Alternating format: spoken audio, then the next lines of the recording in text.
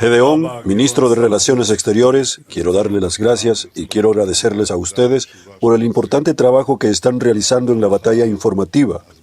Una batalla difícil y una batalla que cambia rápidamente. Y es cierto lo que dijiste. Estamos asignando a esto tantos recursos como atención y también una importancia especial para el próximo año y los años venideros. Pero hay que decir, como mencioné, esta campaña cambia rápidamente. El mundo cambia rápidamente. Está atravesando sacudidas tectónicas, incluso diría yo, y en un mundo así existente, una regla muy simple. Tendrás que ser fuerte. Hay que ser muy fuerte. Los fuertes hacen alianzas. Los fuertes hacen la paz. Y la fuerza del Estado de Israel es el primer componente de nuestra capacidad, antes que nada, para repeler a los enemigos, pero también para forjar amistades. Y esto no siempre es evidente de inmediato. Se aclara después de un tiempo, después de que el polvo se asienta, después de que todos los analistas terminan de dar sus opiniones tan eruditas. Sí, es cínico. Y después de eso, de repente uno ve. ¿Qué es lo que ve? Lo que yo veo es lo siguiente. Israel es un país más fuerte que nunca.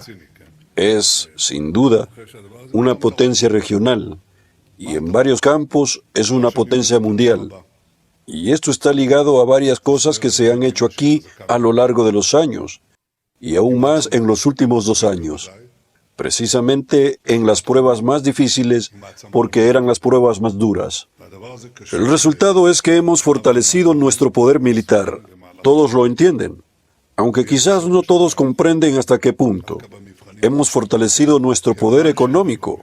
Todos lo entienden, pero no está claro si comprenden realmente cuánto.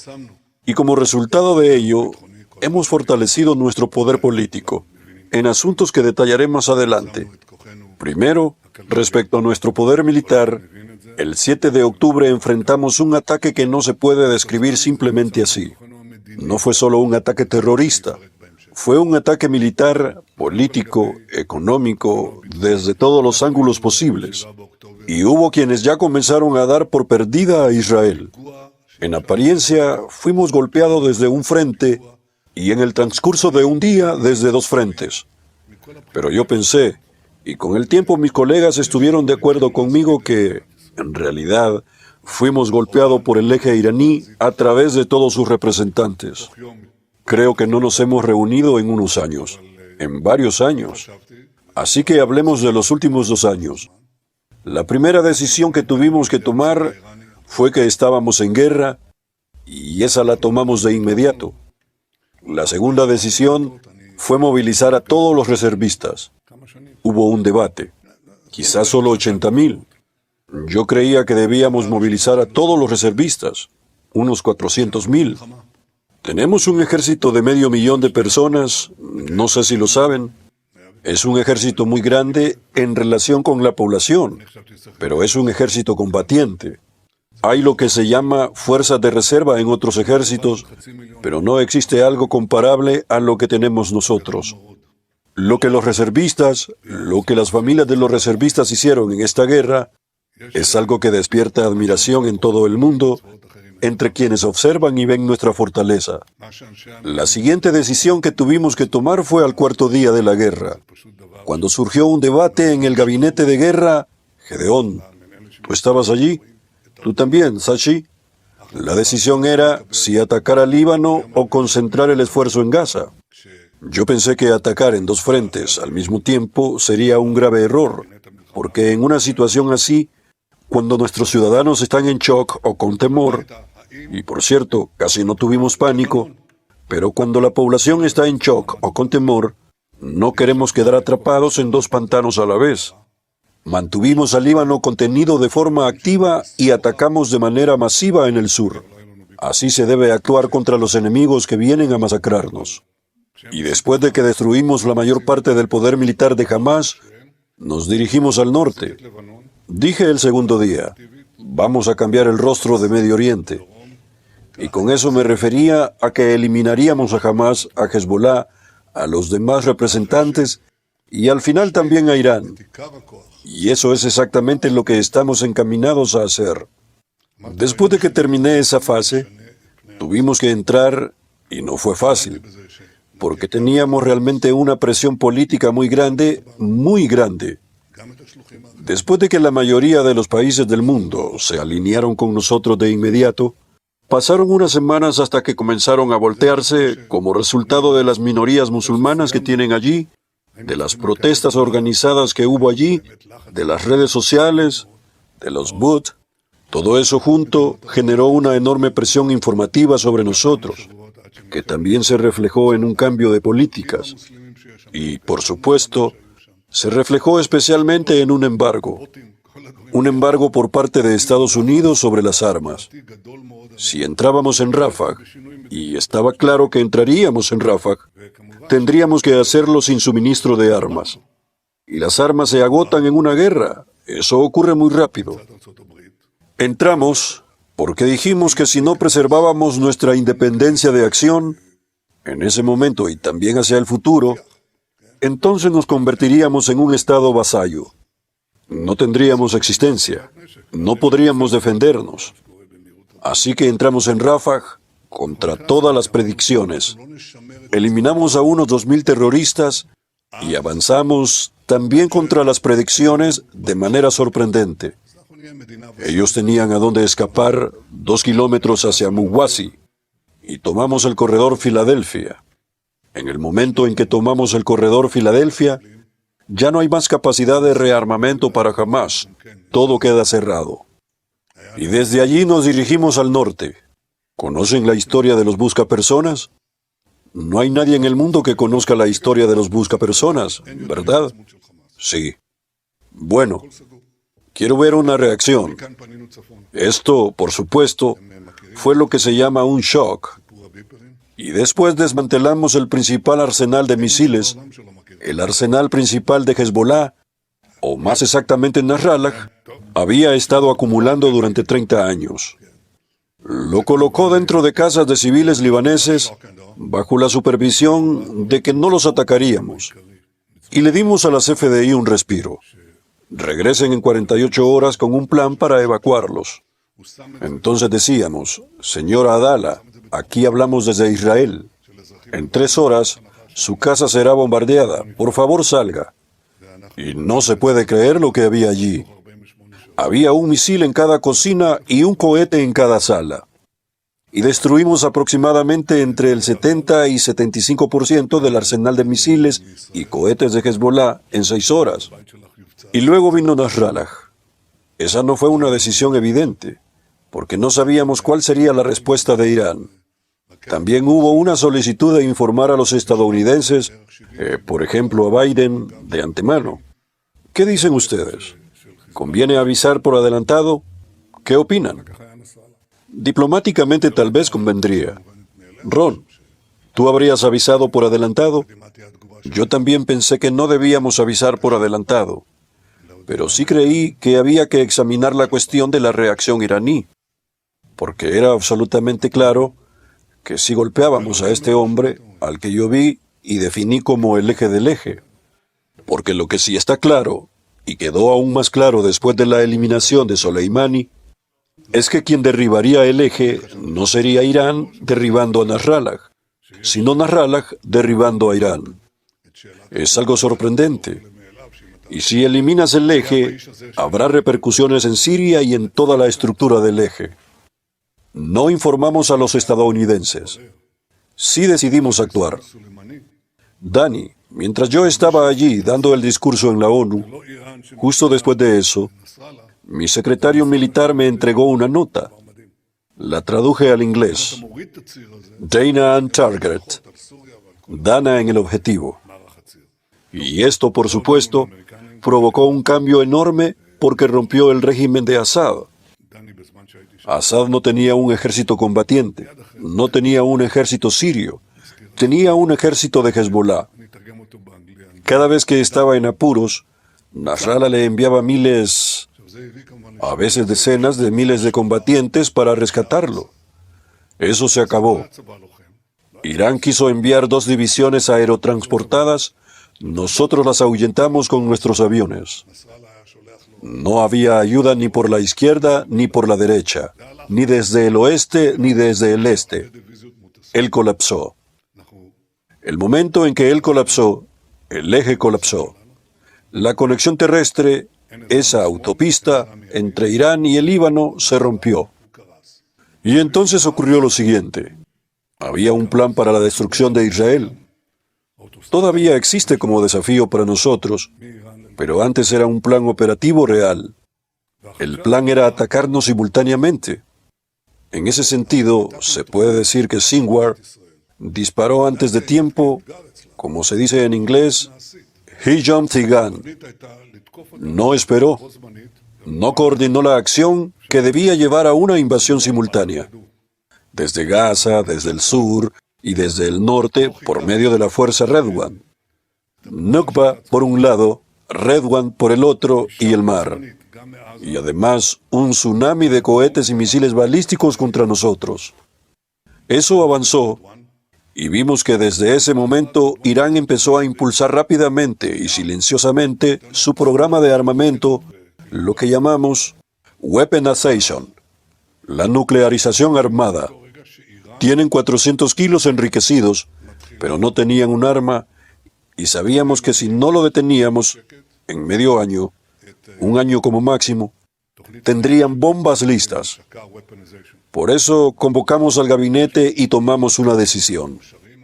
La decisión que aprobé fue, vamos a hacerlo en cualquier caso, bajo cualquier circunstancia, con Fordo o sin Fordo, vamos a hacerlo.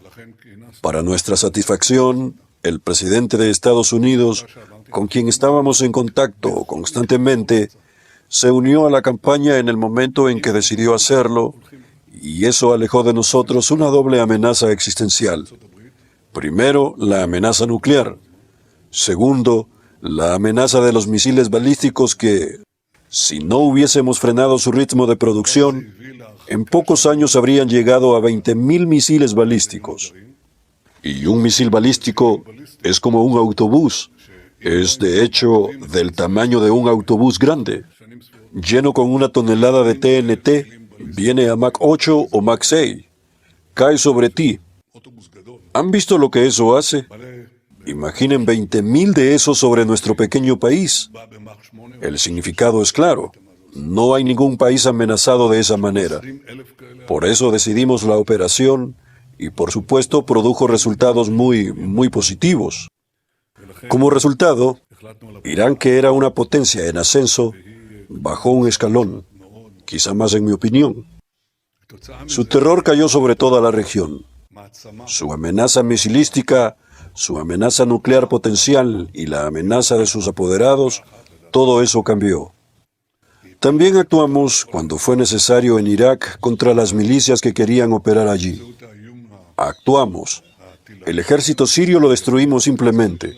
Nos desplegamos en la cima de Hermón, en la cordillera de Hermón y, por supuesto, también en la línea fronteriza cercana para evitar cualquier amenaza contra nosotros desde ese sector. Confiamos mucho en poder llegar a un acuerdo de desmilitarización en el sur de Siria, en el suroeste de Siria, y también ocuparnos de nuestros hermanos drusos, pero estamos manteniendo esos activos. Hay una frase en inglés, to keep the moral high ground. Así que la adelanté un poco y la ajusté. We keep the high ground. En ambos sentidos, mantenemos el terreno moral elevado y también el terreno físico elevado. Eso es muy importante. Pero no nos detuvimos allí, porque también fuimos atacados por los hutíes y allí también actuamos con mucha fuerza. Y, por supuesto, en Judea y Samaria. Irán intentó mantener viva esa amenaza. En Judea y Samaria hubo 3 fuentes, 3 focos desde los cuales salieron ataques contra nosotros y numerosos intentos, alrededor de 1.000. En el momento en que actuamos contra esos focos, en los campamentos de refugiados, básicamente arrancamos en gran medida la capacidad organizada de atacarnos y el número de ataques significativos. No los incidentes menores. Cayó aproximadamente un 60%, creo que incluso más. Es decir, una guerra en 7 frentes de un país de 9 millones de personas frente a poblaciones combinadas que suman casi 200 millones, armadas con muchísimo armamento. Todo eso fue posible, ante todo, gracias a nuestro pueblo. Trump lo repitió muchas veces durante la guerra. Se sorprendió, de verdad se sorprendió, por nuestro pueblo y por nuestros soldados. Nuestros héroes son realmente soldados heroicos, son simplemente excepcionales. Y también expresó sorpresa por las decisiones que tomamos. Creo que todo esto le dejó claro que aquí hay un país muy fuerte y un ejército muy fuerte. Y eso infundió confianza en todos nuestros aliados y los acercó más a nosotros, los acercó a las decisiones que, de vez en cuando, deben tomar. Si están con nosotros o no están con nosotros. No tienen que estar en contra nuestra. Simplemente pueden quedarse al margen. Pero mientras más fuerte eres, y nuestra fortaleza quedó demostrada en esta guerra, no solo en tecnología, sino primero que nada en la gente, en los comandantes, en el pueblo, en nuestra firmeza. En cualquier otro lugar donde caen misiles, la gente huye. Aquí todos regresaron. ¿Cuántos fueron? 100.000 israelíes. 200.000 israelíes lucharon por volver. Eso en sí mismo genera una enorme admiración. Es decir, Israel no solo se reveló como un país muy fuerte, sino como un país extraordinariamente fuerte. Cuando miran al mundo occidental, a las democracias occidentales, ven una imagen muy distinta. Alguien me dijo, una persona realmente muy importante, "You are the one fighting ally we have." Ustedes son el único aliado que pelea. Nosotros no pedimos que ellos... no estamos desatando una tercera guerra mundial. No pedimos miles de soldados que entren y luchen por nosotros. Confiamos en la decisión de lanzar el B-2, pero no solicitamos la participación de tropas estadounidenses sobre el terreno boots on the ground, todas esas cosas. En otros lugares, eso es precisamente lo que piden. Israel es un país muy fuerte. Y lo que ocurrió con los depredadores, y no elegí esa metáfora al azar, eran depredadores en todo sentido. Fue exactamente lo mismo como sucede con los leones, de aquella situación tan difícil del 7 de octubre. Ahora debemos seguir fortaleciendo nuestro poder militar y seguridad. Estamos haciendo un esfuerzo que verán en algunos de sus países para lograr un fortalecimiento independiente en nuestras industrias armamentísticas. Tenemos el espíritu. También necesitamos el material. Y el material en este mundo, ¿cómo dicen? No. ¿Cómo dicen? En Emirati. Gai wis laktida. Autosuficiencia. Autosuficiencia. ¿Qué sabes? Las cosas cambian. Lo vimos en la guerra.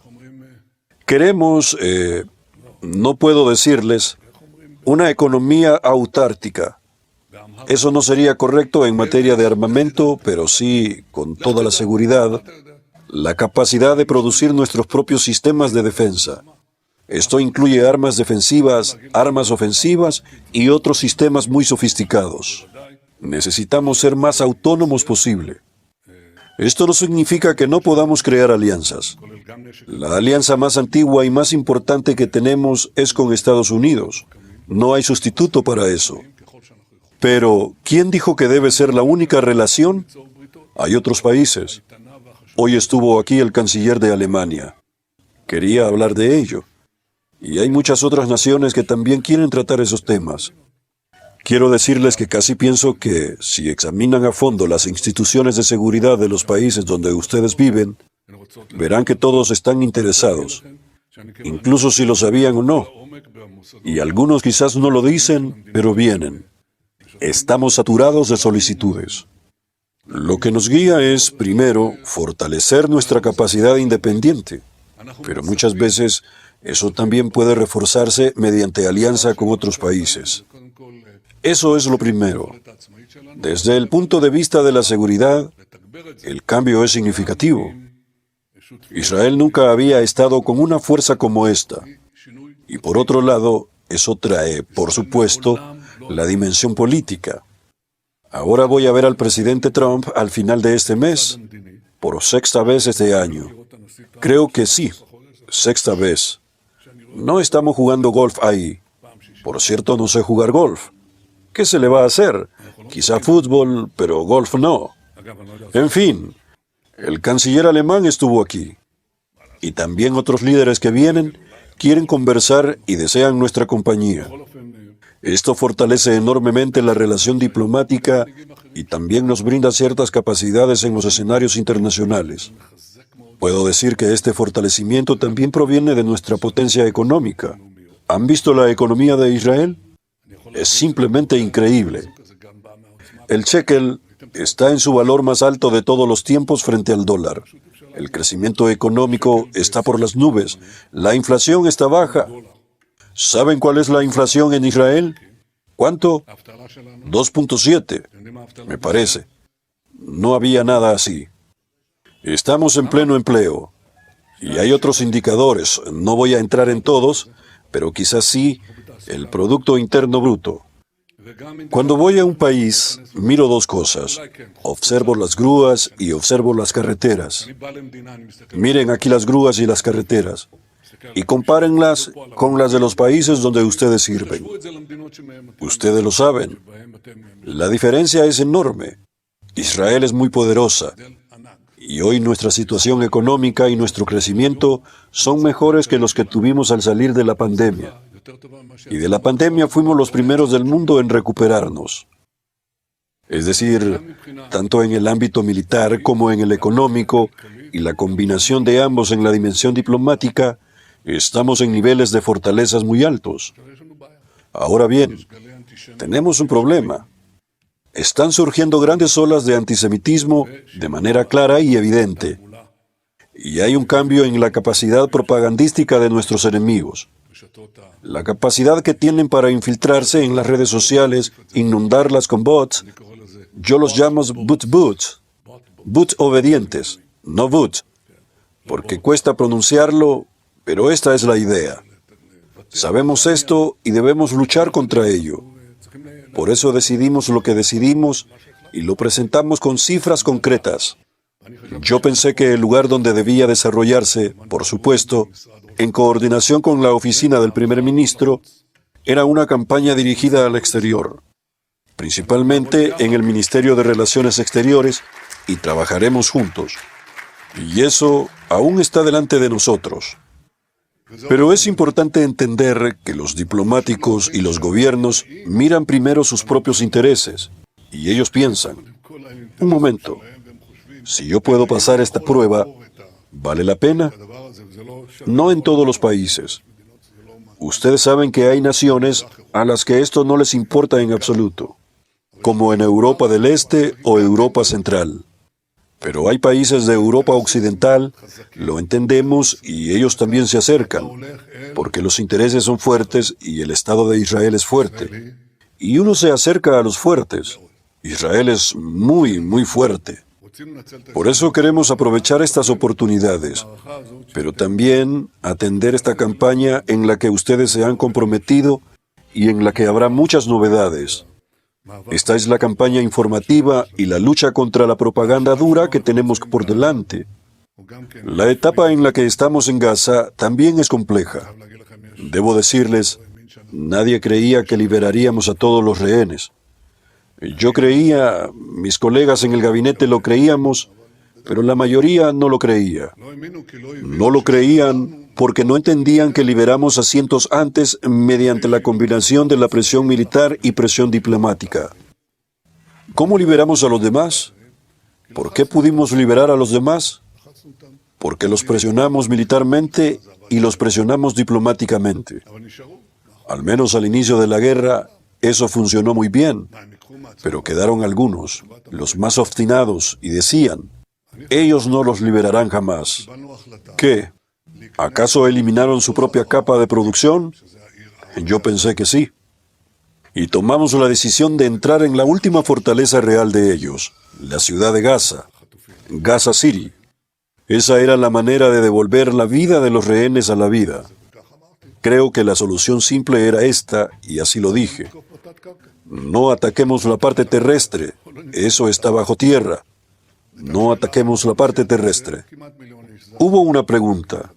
¿Saldrá la población? Casi 1 millón de personas fueron evacuadas en cuestión de días. Un logro extraordinario del ejército. Así que, por un lado, la presión sobre el ejército de Hamás, y por otro lado, en coordinación con el presidente Trump y con ESAF, ellos lideraron un esfuerzo para reunir una coalición árabe y musulmana que exigiera a Hamás desprenderse de sus armas. Es decir, desarmarse y promover y juntos impulsar la desmilitarización de Gaza. La primera etapa fue la liberación de los rehenes. Liberamos a todos, incluidos los fallecidos.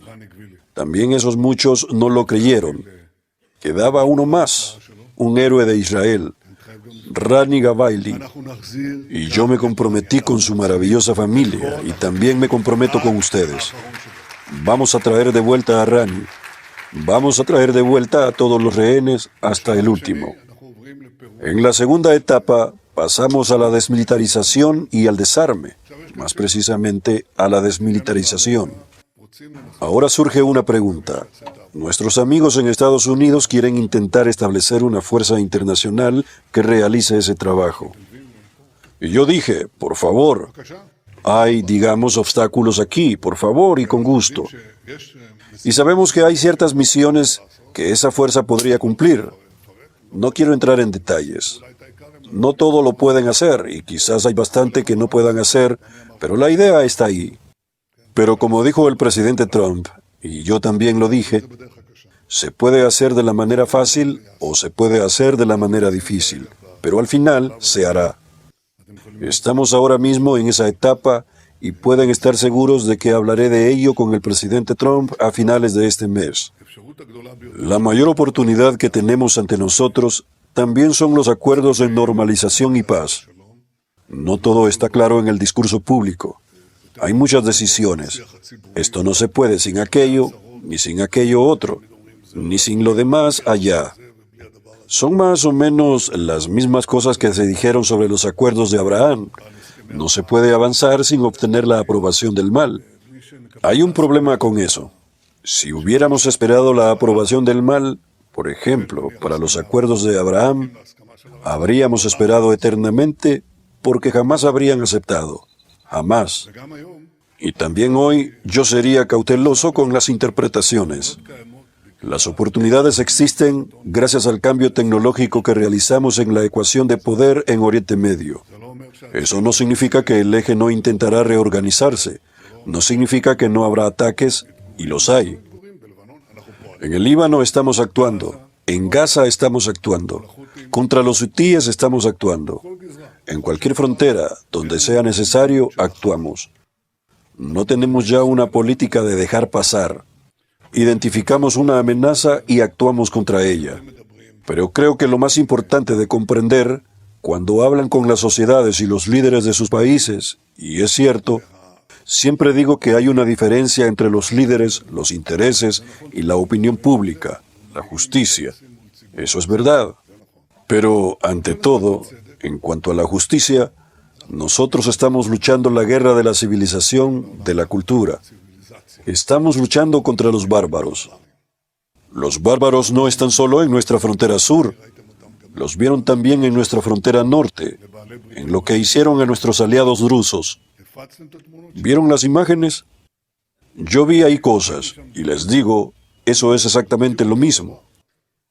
Eso es lo mismo que haría a los países moderados de esta región, a los países libres, a las democracias, si tan solo pudieran. Lo harían en Europa, lo harían en cualquier lugar. Por eso, nuestra lucha no es solo nuestra, es la lucha de todo el mundo en términos de justicia. Es una batalla dura, hay que explicarla. Si uno no está convencido, no se convencerá. Pero estoy seguro de que todos ustedes ya están convencidos. Luchen con una convicción profunda, la gente lo nota. Y hay que romper las mentiras, incluso con los medios clásicos. No me refiero solo a sus presentaciones, artículos o contenidos. Si hay en ellos pasión, como se dice, pasión y verdad, entonces estamos luchando por la verdad. Es una pelea por la verdad. Pero además de eso, invertiremos recursos, también tecnológicos y financieros, para ayudar a difundirla en las redes sociales y en otros espacios. Lo más importante para mí es aclarar, incluso entre nosotros, que tenemos aquí una oportunidad enorme para asegurar nuestra existencia en las próximas décadas. La lucha nunca cambia, es decir, la lucha nunca desaparece, no desaparece. Es la naturaleza misma de la vida. En general, es la naturaleza, y también la naturaleza de la vida de las naciones. No termina. Cae una fuerza, surge otra. No sé a quién me refiero exactamente aquí, pero ustedes pueden pensar en ello. Ustedes lo saben muy bien, pero lo que realmente importa es lo que hacemos. ¿Qué tan rápido adelantamos a las fuerzas? Y este pueblo se unió en los momentos de prueba, y eso lo vimos hoy. Nos dijeron que estábamos fragmentados, divididos, pero eso no fue lo que ocurrió. Ocurrió todo lo contrario. Así que nuestra fuerza, la del pueblo, la de los combatientes, la de todos, esa fuerza es la primera clave para consolidar nuestro poder. Y cuando sigamos haciendo eso, creo que veremos cosas muy buenas en los próximos años. Me alegra trabajar con ustedes, y contigo, Gedeón, cada uno de ustedes. Tashi, tú vas a un país muy amistoso. ¿Quieren ver cambios? Miren aquí, miren alrededor. Y nosotros no nos rendimos, seguimos adelante, seguimos juntos. Y como decimos nosotros, lo haremos y con la ayuda de Dios seguiremos teniendo éxito. Muchas gracias.